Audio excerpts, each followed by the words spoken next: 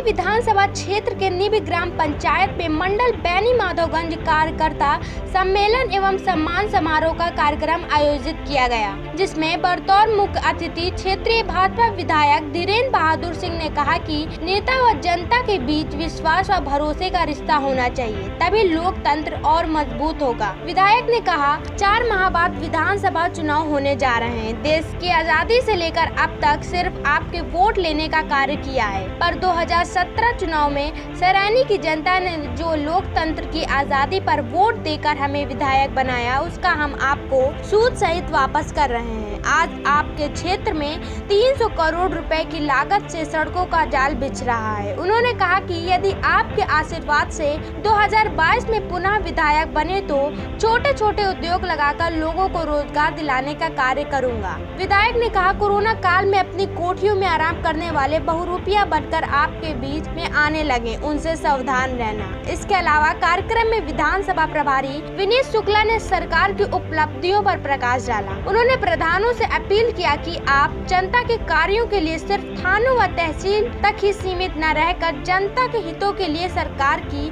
महत्वाकांक्षी योजनाओं पर काम करें। बढ़ा पाएंगे।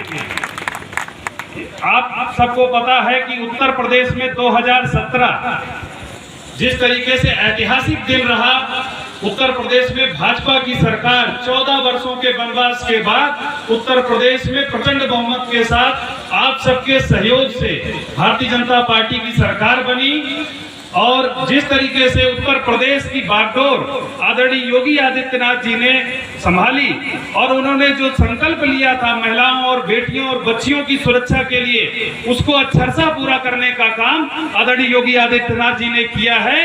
गांव-गांव में महिलाओं और बच्चियों को तमाम सुविधाएं, चाहे वो हमारी जननी सुरक्षा योजना हो, बच्चियों के जन्म से लेकर के उनकी पढ़ाई और उनकी विदाई तक की अगर कोई चिंता कर रहा है तो आदरणीय योगी आदित्यनाथ जी कर रहे हैं, भाजपा सरकार आपकी कर रही है। मार्ग बनते दिखाई पड़ते हैं आपको।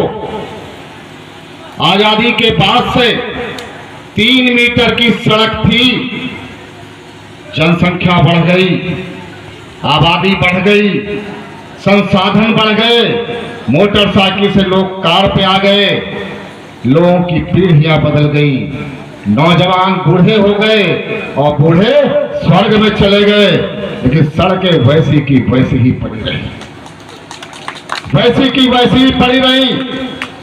आपने मुझको ताकत दी। इस सरेनी विधानसभा में राजे और महाराजे विधायक होते थे। 2017 में हमने एक नारा दिया था कि 2017 का सरेनी का चुनाव लोकतंत्र की आजादी का चुनाव होगा, और नौजवानों ने लोकतंत्र की आजादी का चुनाव लड़ा और यहां पर कमल खिल गया धीरेन्द्र बहादुर सिंह के रूप में। आपकी बदौलत ही आज मैं जो हूं।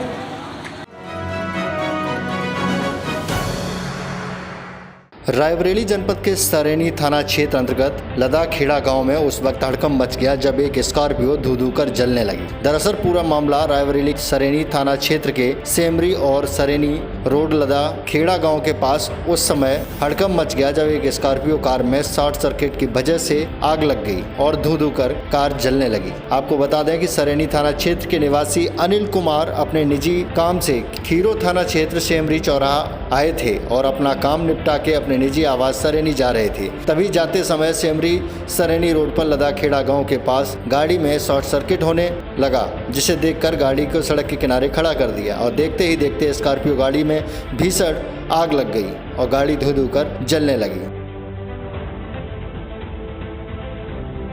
अभियान समाचार के लिए उमेश श्रीवास्तव की रिपोर्ट, रायबरेली।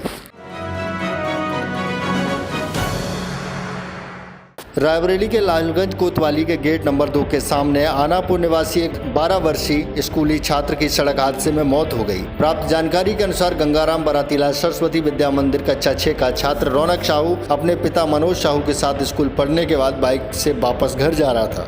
तभी अज्ञात वाहन ने टक्कर मार दी और उस मौके पर दर्दनाक रौनक की मौत हो गई। उसी को लेकर परिजनों और ग्रामीणों ने सेमरा पहा के पास NS 232 बांदा बहराइच हाईवे पर जानकारी होने पर महफूज बांदा बहराइच हाईवे पर डेड बॉडी को रखकर चक्का जाम कर दिया। जानकारी होने पर मय फोर्स के पहुंचे कोतवाल जितेंद्र कुमार सिंह ने समझाना चाहा, लेकिन ग्रामीणों ने उनकी एक नहीं सुनी। उसके बाद लालगंज एसडीएम विजय कुमार मौके पर दलबल के साथ पहुंचे और ग्रामीणों को समझा बुझाकर शांत कराया। आश्वासन दिया कि जल्द से जल्द उचित कार्रवाई की जाएगी। एसडीएम विजय कुमार के आश्वासन पर ग्रामीणों ने जाम को खोल दिया।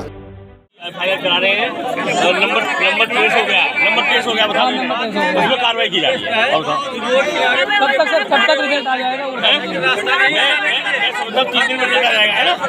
3 दिन में रिजल्ट आ जाएगा। हाँ भाई ट्रेस हो गया, नंबर ट्रेस हो गया बता दो। अरे महाराज सब ट्रेस हो गया, नंबर ट्रेस। अरे इनसे बड़ा कोई अधिकारी है? आए हैं अब इनसे बड़ा कोई अधिकारी थोड़े। इनसे झूठ बोलेंगे हम? चल रहे पर्चा कटवाने, नाम खोलेंगे, नाम खोल देंगे, सारा नंबर गवाह लिखेंगे, सब खोलेंगे। वो सब मेरा काम है। और ये रास्ता अनावश्यक न करो।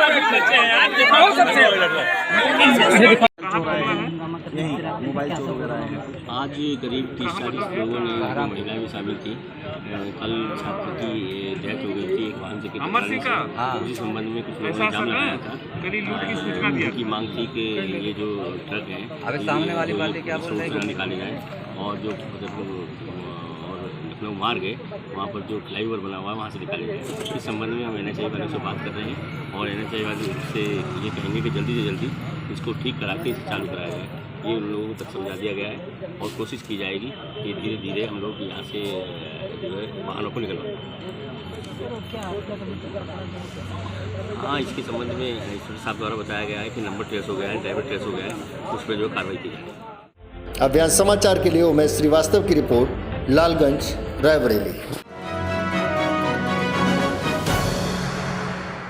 बहुत ही कम उम्र में समाज सेवा के क्षेत्र में विभिन्न स्वयंसेवी संगठनों के साथ मिलकर गाजियाबाद जिले में अपनी एक अलग पहचान बना चुके बालक नीरज द्वारा अपने अथक प्रयासों की बदौलत 2 दिन से गायब 3 साल के बच्चे को उसके परिवारजनों से मिलाने में अहम भूमिका निभाई। गाजियाबाद पुलिस ने भी नीरज के प्रयासों की सराहना की। तकरीबन 5 बजे मौसम विहार शिव मंदिर पर यह बच्चा जिसका नाम रुद्र है यह हमें मिला। हमने इसको लेकर के अपनी चौकी पर माननीय चौकी इंचार्ज अपने इनको कॉल भी किया और इनसे बताया कि एक बच्चा मिला है। सर ने हमारा सहयोग किया। इन्होंने कहा कि जैसा भी है उस बच्चों को हर तरीके से मदद है हमारी।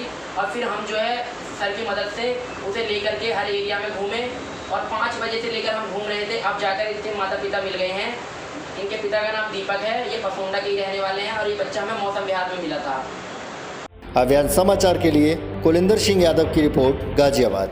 नमस्कार, मैं धारणा, आप देख रहे हैं अभियान समाचार। देश और दुनिया की खबरों को सबसे पहले देखने के लिए हमारे चैनल को सब्सक्राइब करें या फिर फेसबुक और इंस्टाग्राम पर हमें फॉलो करें।